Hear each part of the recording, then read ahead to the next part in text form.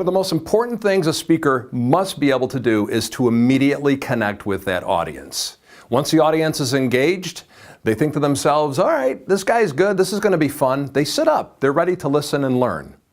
31, 41, 44, 8, 52. Hey, 31, 32, 52, 12, 7, 9, 2, 52, 34, 43, 6, 9, 52, 33, 43, 5, 4, 52. Yeah!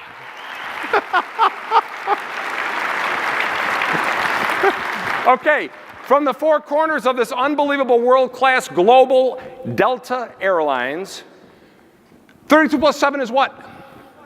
Plus 9 is what? Plus 4 is what? 52. Thank you very much. Thank you very much. Oh, what the hell was that all about, huh? What's this guy doing? Hey, who's got that piece of paper? Do me a favor, throw it to anybody you want. What an arm. Grab it. Somebody pick it up quickly. Pick it up.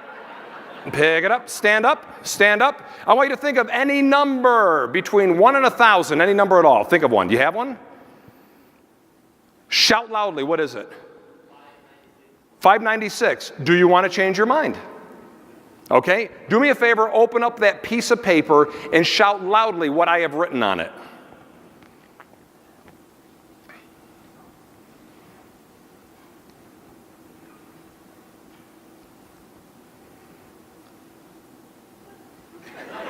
Say that again? Nothing, I know, but that would have been cool as hell, wouldn't it?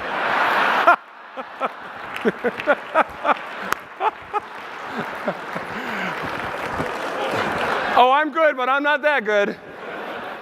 At the end of the day, the folks in that audience want real takeaways. They need something to bring home and put to work in their own businesses. So in a nutshell, what do I bring to the stage or to the room? Well, real business experience and expertise. I owned and operated a national advertising and branding agency for over 20 years. I've sat on several boards. I was part of 4 startups, 2 of which went public. So I have that expertise. I have that experience.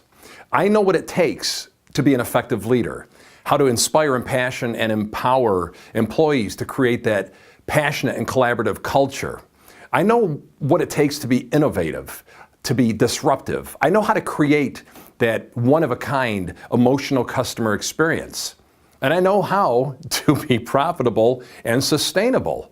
But most important, I have the ability to take all of that experience and transfer it to the folks I am speaking for.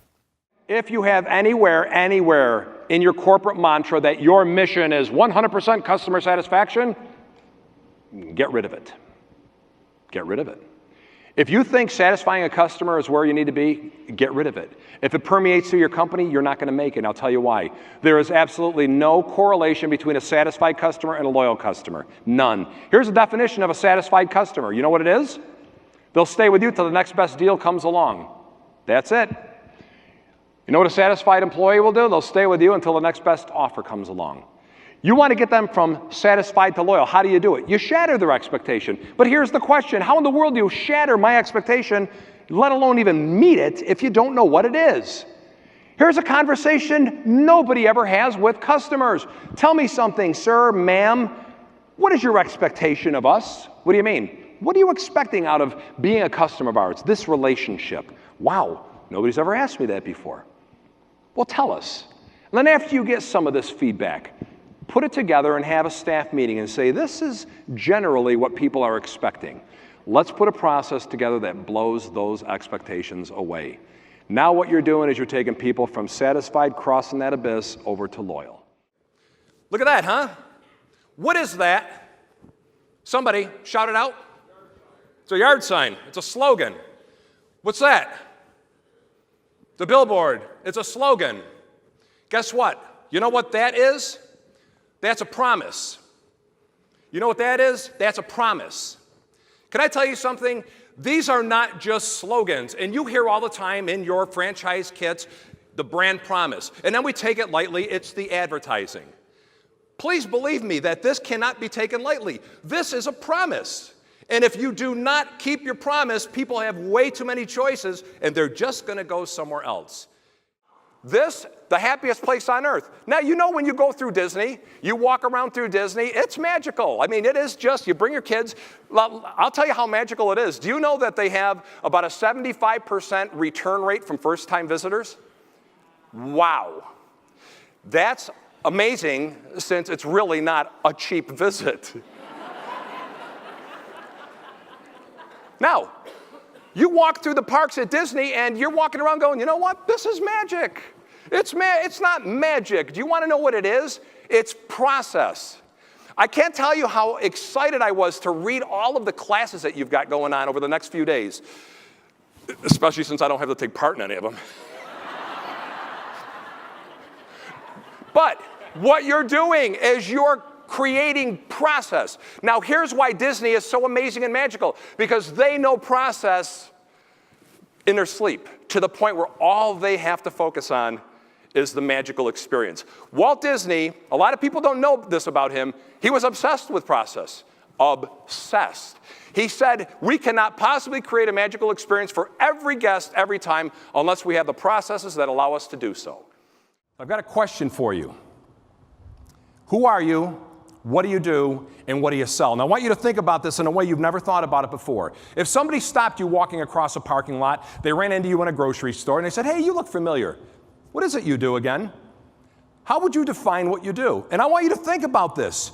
Could you define what you do in such a meaningful way that it actually creates intrigue?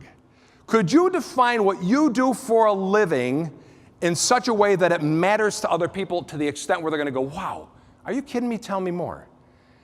These are very important questions, and guess what? They're not that simple.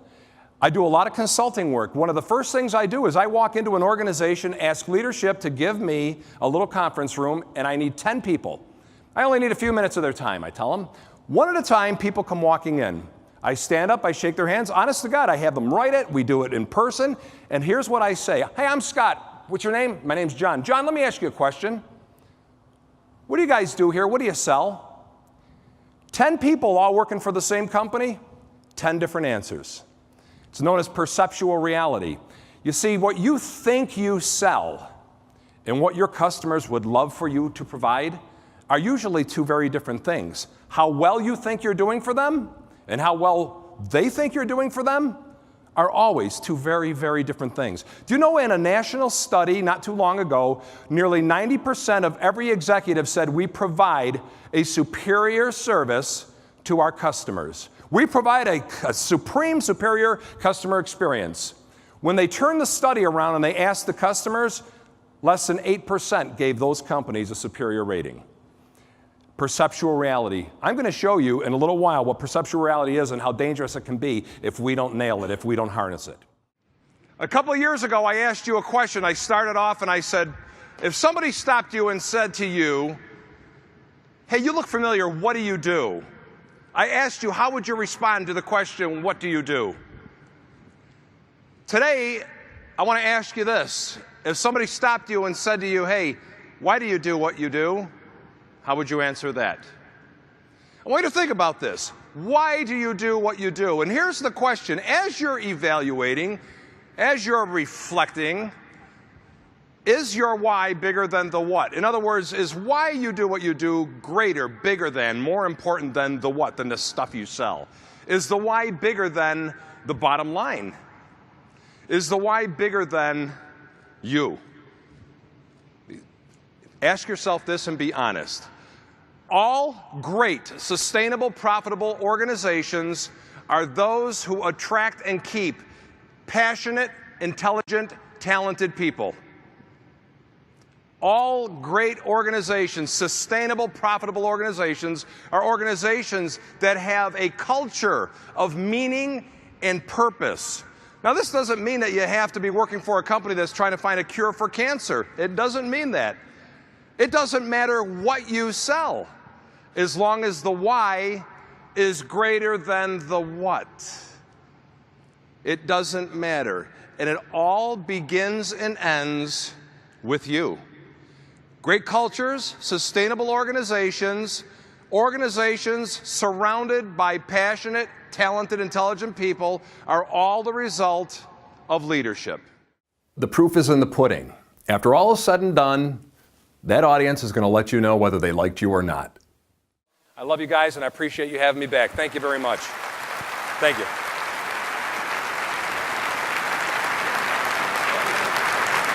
Thank you. Thank you. Thank you. Wow, thank you. Thank you for that. Thank you, True Value. God bless. Thank you. Thank you very much. God bless you. Thank you so much, ladies and gentlemen. Thank you. Thank you. Thank you. Thank you very much.